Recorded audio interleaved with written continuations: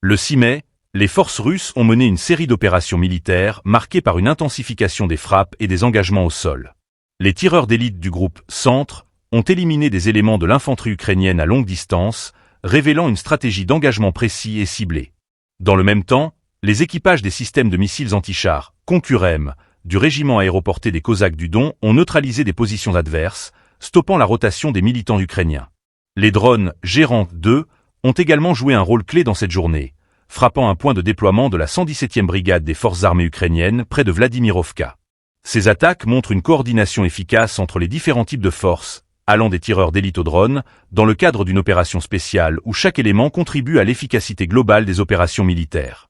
Ce type de stratégie, combinant précision et puissance de feu, souligne l'évolution des tactiques militaires sur le terrain. Les forces russes semblent avoir affiné leur méthode d'engagement, visant des cibles spécifiques pour affaiblir les capacités opérationnelles ukrainiennes. La destruction ciblée des positions adverses est essentielle pour maintenir l'initiative sur le champ de bataille. La situation reste complexe et volatile.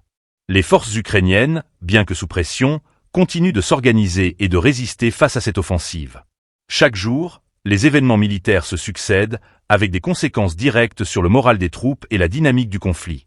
Les actions menées le 6 mai illustrent une détermination des forces russes à poursuivre leurs objectifs stratégiques, tout en cherchant à déstabiliser les forces adverses. Cette escalade des hostilités met en lumière les enjeux cruciaux du conflit.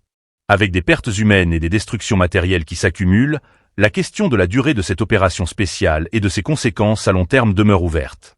Les décisions prises sur le terrain aujourd'hui façonneront les contours de la guerre à venir, et chaque engagement militaire pourrait avoir des répercussions cruciales sur l'évolution du conflit.